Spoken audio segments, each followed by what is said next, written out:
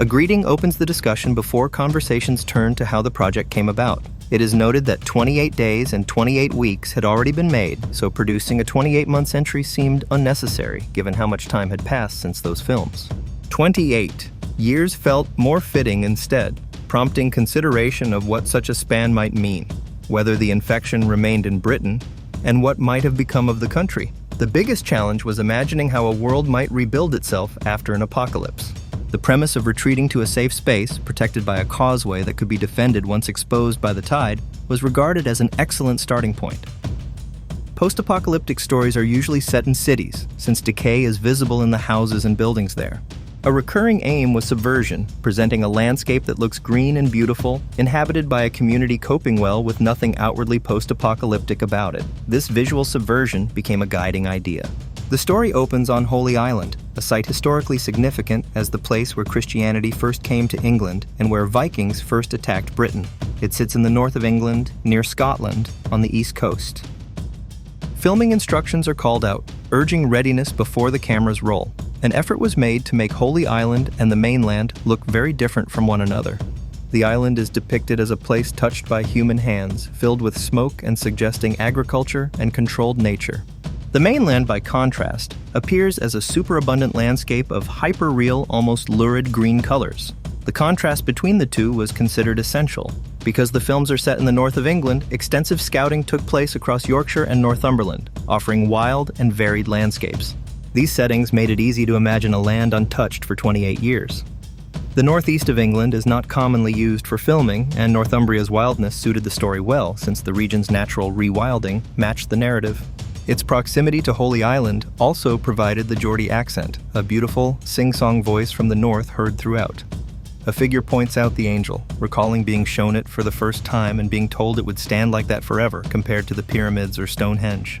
Conversation about England's rural beauty took place early on, with the landscape likened to a romantic painting from the early 19th century and described as breathtaking. The Bone Temple was built in an extraordinary location in North Yorkshire, set within meadows adjacent to a river with a wood standing across the water. Proximity to nature is considered a defining factor of the film. In one exchange, the phrase memento mori is raised, met with an admission of not recognizing it before being explained as meaning remember death. An intention existed to create something rooted in the history of Britain, drawing on images of Neolithic henges. The goal was architectural discipline paired with a strong sense of time. The Bone Temple went through many iterations before settling on its final design, with a clear preference for placing it outdoors in nature. A mandate was given to pursue scale ambitiously. 1,000 upright structures were built, each bone on them individually cast, along with roughly 5,500 skulls and 250,000 individual bones in total. Producing the Bone Temple took 6 months from start to finish. The work behind its creation is regarded as remarkable, particularly given that an entire world was built from scratch, originating from someone's imagination. The energy and creativity required proved genuinely inspiring, and the design, credited to Gareth and Carson, was praised for its depth of detail and imagination. A favorite aspect of the original 28 Days Later was the careful thought given to how people might survive without modern comforts, and that same depth is felt to have been achieved here with a strong sense that the world had been thoroughly considered. Returning to this world carries a responsibility to introduce ideas that feel fresh, different, and original. The concept of a memorial to those destroyed by the infection is seen as beautiful, with some of its inspiration traced to the COVID period, making it especially moving. The location itself feels as though it has existed for a very long time. Seeing it on the monitor for the first time provoked disbelief at how convincing it was, with the effect felt in every frame, exceeding anything that could have been imagined. The scene of a climb up the outer spire proved especially emotionally intense. Initial impressions of the design as strange gradually shifted toward recognizing something beautiful and unusual for this type of film. New life, a new day beginning. 20 minutes of the film are handed over to this rather beautiful memorial for those who have been lost, a moment that would typically serve as a trigger for carnage in genre films of this kind. A final expression of love toward a mother is delivered, followed by the call to cut. The performance is described as beautiful and absolutely glorious. In this kind of movie, the search is for images that will terrify people. There is a visceral element to cinema, carrying a responsibility to push the envelope as far as possible. In this film, a number of different techniques were used, along with many different cameras. It felt like a straightforward way of capturing something out of reach of conventional technology. What is brought to this genre is definitely an element of reality, and the opening is described as very magical. An incredible degree of innovation is also noted. Something that stood out when watching the first movie was the camera work, and the relationship the camera seemed to have with the characters and the story. The first film had been shot on domestic cameras, which felt curiously appropriate for an apocalypse, since big conventional cameras were not available. On this film, many different kinds of cameras were used, along with lots of iPhones. Early on, the idea took hold that the film was to be shot in a radical way, with smartphones suggested as an option. Any project undertaken together is described as a challenge, and that is considered fine. Investigation then began into how to make smartphones work for a project of this kind. Anthony Dodd Mantle, who shot the first film, is described as an incredibly important collaborator, having worked on many projects together and as a fantastic artist. The relationship between director and cameraman is called one of the most important things in filmmaking, and the way the two work together is described as fantastic. The same energy is noted as shared, an enthusiastic, buoyant energy that is clearly admired. Shooting on iPhones is said to have allowed for a different atmosphere, becoming a bit more intimate in a strange way. An initial feeling of vulnerability is described, though it allowed for something more raw to be captured. Incredible benefits came from shooting on a small gadget, lightweight, handy, something familiar to everyone. Still, this proved a bigger challenge than normal, since a way had to be found to fit lenses onto iPhones capable of delivering cinematic image quality. Filming was done on iPhone 15 Pros with a variety of lenses, some of them proper cinema lenses that took weeks to develop. It is noted that this is not as simple as picking up an iPhone and shooting. However, the devices offer more freedom since they can be placed almost anywhere. Many different kinds of cameras were used, including an outstanding drone operator, since some locations were so difficult to access that performers could only be captured by drone. An effort was made to remain as lightweight and flexible as possible with this equipment. Involvement occurred in nearly every scene. Normally, drone work is limited to a few days scattered across a project, but this one required drone footage ranging from the usual high-altitude shots to angles skimming the grass, flying in and out of the woods. Ideas emerged that would never have been imagined as achievable with a drone. These setups are described as truly unique.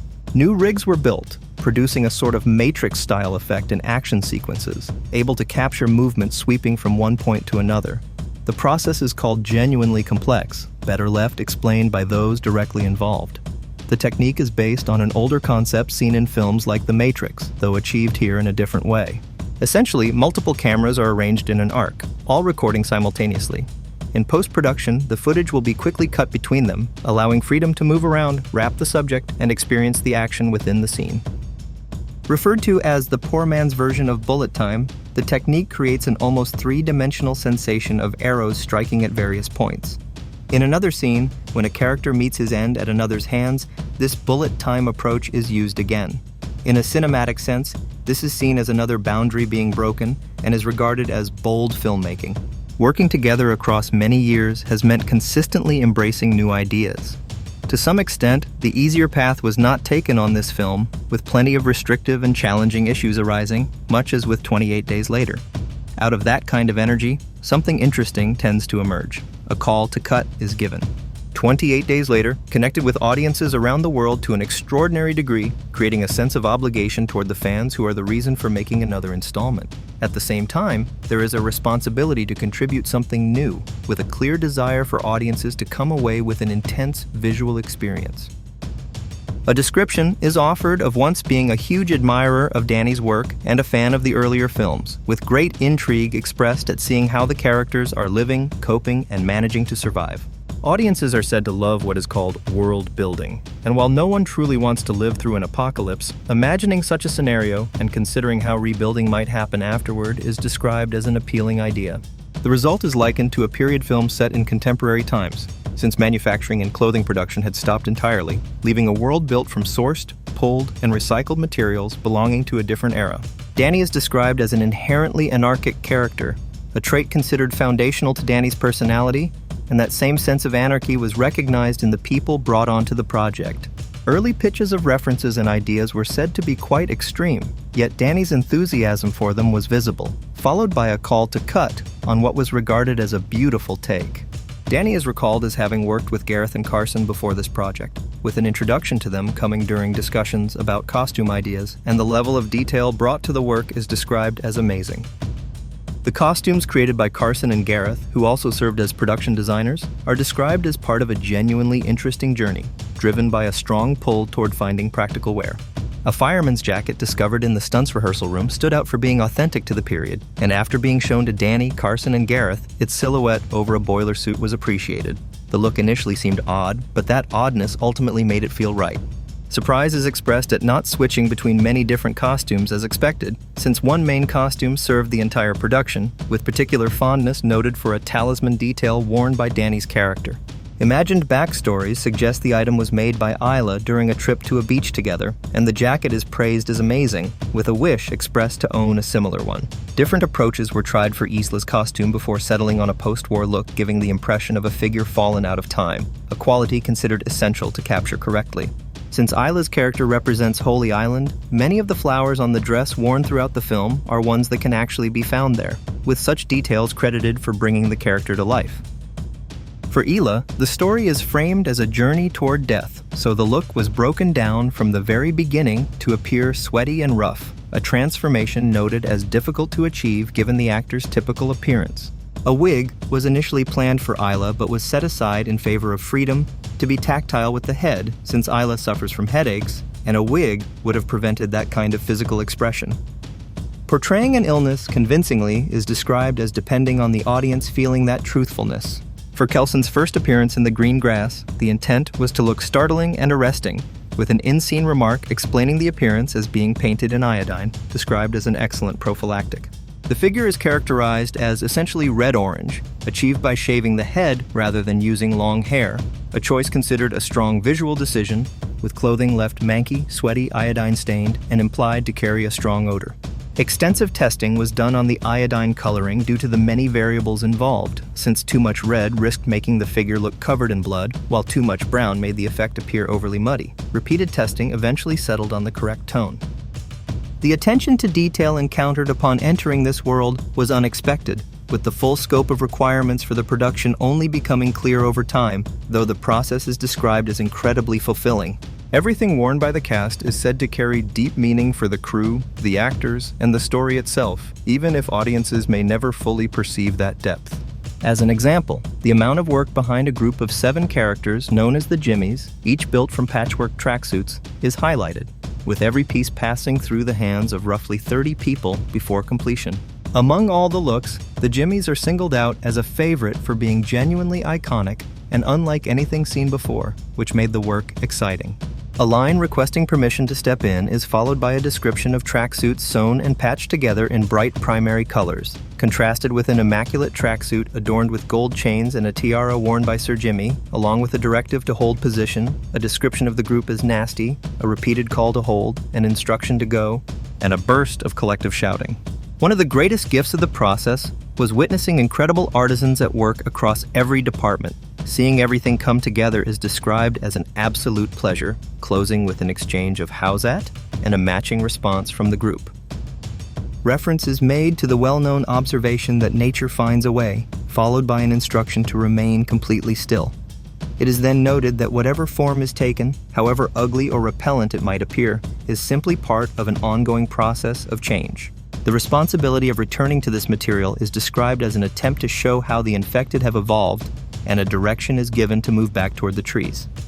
Mention is made of an overall scheme of looks, credited to the designs of Flora Moody, described as an extraordinary makeup artist who has created a visual world that feels real.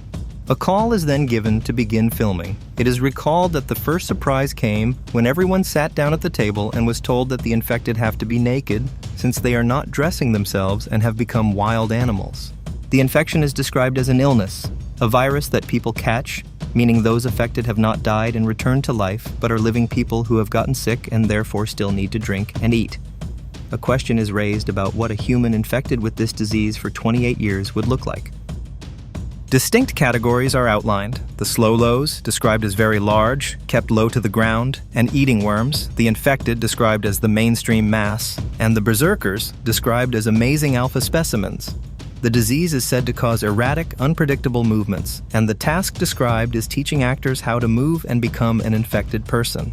Continuity between the films is highlighted, since the same performer played the priest in the first film who bursts out of the church door and attacks the lead character. It is noted that an earlier film set the premise for the movement, with infected bodies driven to charge forward and kill. A contrast is drawn with typical zombie films, in which movement is usually slow, whereas that approach was not wanted here. Athletes were brought in to play the infected and taken through a workshop, instructed to attack as fast and violently as possible without causing harm. The resulting attacks were described as terrifying, and having them run at speed became an idea that was widely embraced. It is acknowledged that the set can feel genuinely terrifying at times. Being taken aback after spending time filming outdoors in beautiful locations is described, with the sudden shift into action characterized as exhilarating, thrilling, and terrifying all at once. The main berserker is noted to stand 6 feet 8 inches tall, requiring nearly everything to be oversized, so the presence would come across as grossly intimidating and terrifying, with many layers built into the design. The makeup process for this is said to take up to 8 hours and to be grueling, starting as early as 2 a.m. A call is given to begin filming, alongside a reminder that this remains a movie being made with Danny Boyle, situated within one of the biggest horror franchises in existence, and described as a dream come true. A long process is described involving mud, blood, gore, waste, genitalia, and pubic hair, with conversations about prosthetic penises having become entirely routine. A suntan effect is mentioned, created to resemble sunburn. An account is given of playing one of the infected, with the morning spent having makeup applied, beginning with prosthetics used to create the infection wound. A visual representation of rage is described, designed to start at the heart and spread across the chest, with pus applied to the infected area wherever it appears redder and more swollen. A question is asked about whether this was expected to be the day's task, and it is answered that it was not. This element is described as the thread tying together all the variants within the hair and makeup department. 4 characters referred to as the Slow-Los are mentioned, each attended to by 4 or 5 prosthetic makeup artists, with roughly 20 makeup artists working continuously since 3:30 that morning. One performer is described as currently being made up, with 25 prosthetic pieces glued on and final touches being applied. A question about how this feels is met with the answer that it feels good and that waiting is difficult. A baby version of the Slow-Lo character is mentioned, noted to carry the same scars and wounds seen in the adult prosthetic makeup achieved through a one-piece suit. Another performer is clarified not to actually be naked, with full coverage achieved through prosthetics while final touches are applied. A remark is made about the cold weather, followed by a compliment on how everyone looks. A call is given to begin filming, and the prosthetics used throughout the movie are praised as exceptional. The performers are described as incredibly patient, spending hours in prosthetics for work that is by no means easy, carried out brilliantly despite being genuinely terrifying, and involving high-speed running and significant bodily distortion. The work is characterized overall as a distinct kind of performance and dedication. A discussion begins about the film 28 years later, noting that it is shot in a wide 2.76 format designed to create a peripheral vision effect. It is explained that the choice of this format and the reasons for wanting audiences to view the film in it will be addressed. Before that discussion begins, attention is drawn to a script small enough to fit in a pocket, the only object in the room of that size. Those scripts are often overlooked. It is argued that the script remains the most important element of a production, more so than casting, reflecting a traditionalist view of filmmaking. The script, written by Alex Garland, is described as one meant to be explored, expanded, and investigated by a director. This process of expansion is said to begin with storyboards, a selection of which is shown as part of the film's preparation. Location work is highlighted as another major element of the production. An image depicting the top of a hilltop where a character called the Alpha arrives is presented as an example of a shot achieved on location without any digital manipulation, offering a pure, unaltered image. A desire for pristine landscapes is described, tied to the story's premise that 28 years of minimal human activity across the UK has left fields undisturbed and untended. Drones were used for filming specifically to avoid leaving footprints on these landscapes. It is acknowledged that footprints are ultimately unavoidable, since anyone recording with handheld equipment leaves marks, a recurring challenge when filming on beaches or in snow that typically requires cleanup afterward. Lightweight cameras were therefore prioritized to minimize this issue. Choosing the wide 2.76 format for this landscape-driven approach is described as creating a tension between image quality and shooting flexibility. quality is associated with the extraordinary peripheral vision and beauty of the image, allowing viewers to focus on any section of the frame, while flexibility allows quick movement to shoot on untouched terrain. Reference is made to the original film 28 Days Later, which used simple domestic video cameras that were common at the time.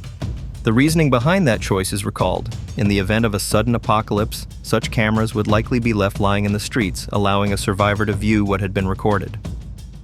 Such footage might serve as evidence of past events or hold deep emotional weight, such as final images of loved ones. That earlier format is remembered as technically poor but well suited to the gritty, grimy tone of that film. For this new project, a decision was made to use a device that has become even more ubiquitous than domestic video cameras once were, the smartphone. A table is shown displaying a range of small cameras adapted for feature filmmaking, illustrating the tension between the ambitious widescreen format and the limitations of a small, highly flexible, low-footprint device. Bridging that tension is said to require a skilled cinematographer, and Anthony Dodd Mantle is introduced to walk through the equipment. It is explained that the setup needed to be spread across multiple tools to guarantee imaging quality sufficient for the film while still allowing for a reckless, unconventional shooting style. One resulting device, despite its simplicity, retains manual focus control and features an anamorphic front lens for a distinctive cinematic image spread. This consumer-based system required stabilization to be switched off, which in turn required finding a way to hold the device steady without shaking the image. Gimbals of different kinds were used to solve this, including a second version described as lightweight. An adaptive version is described, combining a smartphone with an intermediate stage that converts its sensor into one capable of accepting a PL lens. This allows the use of mainstream lenses of any size, whether anamorphic or spherical. Filters, matte boxes, stabilization, and focus control were all incorporated to provide the flexibility needed for shooting in the English summer, particularly in Newcastle and Northumbria, where light can shift by 7 stops within 7 minutes. Working outdoors under these conditions is described as a constant challenge. Once preparation was complete, focus capability had been achieved, along with the use of telescopic equipment. One of the final additions to the kit combined a smartphone with a telescope the size of a car, described as difficult but enjoyable to operate. An FPV drone is also mentioned, noted as unnerving for its operator, who views the footage through a headset while the drone travels at 45 miles per hour, at times heading directly toward an actor's face. Despite the risk, strong enthusiasm is expressed for this technique as a key part of the visual approach, with a preference for integrating the drone closely with the actors rather than using it purely for an overhead God's eye view. The drone is described as taking on the role of a dramatic character in its own right, much like any camera movement does when placed and moved within a scene. An array of 20 synchronized smartphones mounted on a single board is also shown, designed to photograph a scene from multiple angles simultaneously. This array is said to create a genuine sense of three-dimensionality and immersion, placing viewers directly inside a scene by shifting simultaneous perspectives at any given point. It is noted with amusement that this particular use of the technology cannot be shown in the video, since YouTube reportedly will not broadcast it. Ultimately, none of these technical details are said to matter as much as encouraging audiences to see the film itself, with the relationship between viewers, the actors, and the story identified as most important. Still, the intent behind showing this process is to demonstrate the effort taken to create a landscape worthy of attention, closing with a hope that the film is enjoyed and that audiences might explore these details further afterward.